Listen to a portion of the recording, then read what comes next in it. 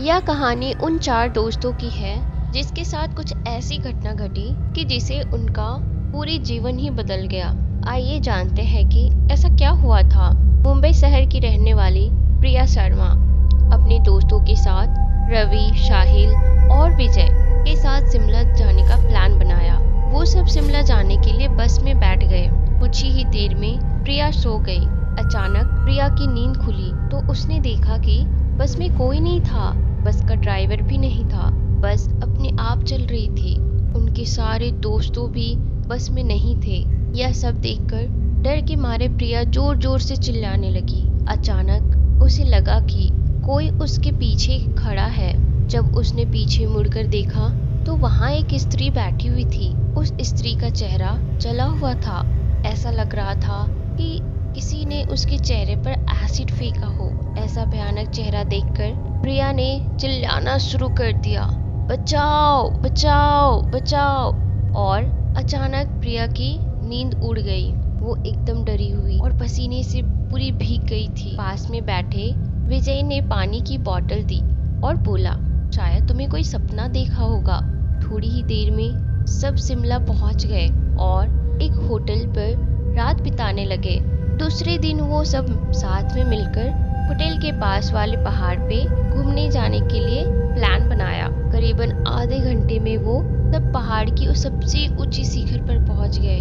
वहीं से नीचे देखने पर घने लीलेछम पेड़ पौधे काफी सुंदर दिख रहे थे।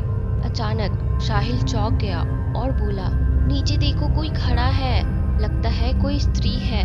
विजय और रवि भी देखने लगे लेकिन उन्हें कोई नहीं दिख रहा था और बोले, तू पागल हो गया है क्या? इस घने जंगल में कोई स्त्री कहाँ से आ सकती है?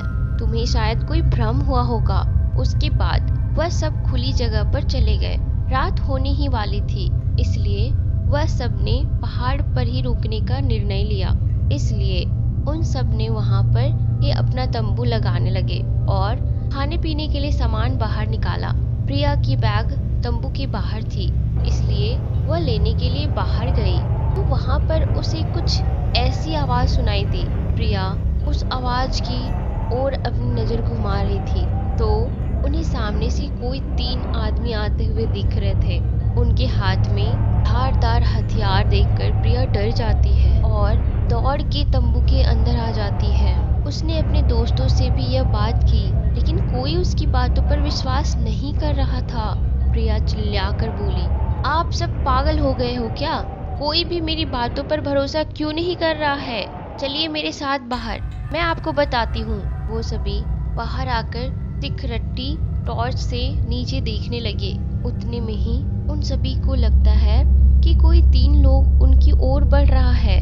यह सब देखकर वो सभी डर जाते हैं और तुरंत ही अपना सामान समेटने लगते हैं और बड़े से पत्थर के पीछे छुप जाते हैं। थोड़ी ही देर में वो सब ऊपर आ जाते हैं। प्रिया देख रही है कि उनके हाथ, पैर और सिर आम आदमी जैसे बिल्कुल भी नहीं थे।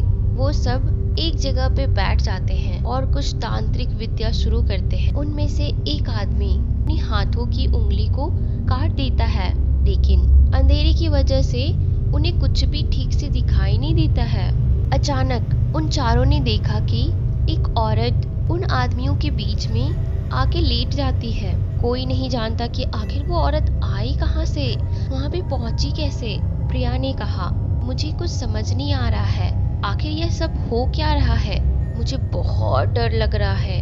एक के बाद एक वो तीनों उस औरत को सूंघने लगे। वहीं पे अचानक उस औरत ने अपनी उंगली उठाई और हमारी तरफ इशारा करने लगी। हम सब डर गए।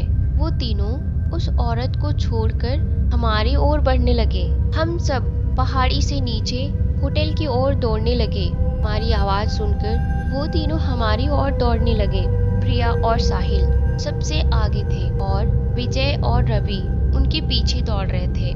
प्रिया और साहिल होटल तक पहुंच गए लेकिन रवि और विजय का कोई पता नहीं चल रहा था। हमने होटल वालों से उनके बारे में सभी बातें की तो उन लोगों ने कहा कि उस पहाड़ पे कोई नहीं जाता है, वो पहाड़ श्रापित है। जो भी वहाँ जाता है वह कभी भी वापस नहीं आता है। आपकी किस्मत अच्छी थी कि आप अभी जिंदा है। लेकिन हमारे दोस्त रवि और विजय कभी भी वापस लौट के नहीं आए। हमने उन्हें ढूंढने का बहुत कोशिश की, पुलिस कंप्लेन करवाई, लेकिन कोई फर्क नहीं पड़ा। दोस्तों, अगर आपको मेरी यह कहानी पसंद आई हो तो शेयर जरूर करना और कमेंट जरूर करना। और अगर आप में से कोई ऐसे हैं जिनके पास कोई रियल हॉरर स्टोरीज है या एक्सपीरियंसेस है तो आप मुझे इंस्टाग्राम पे शेयर कर सकते हो। मैं आपकी कहानी को आवाज़ ज़रूर दूंगी।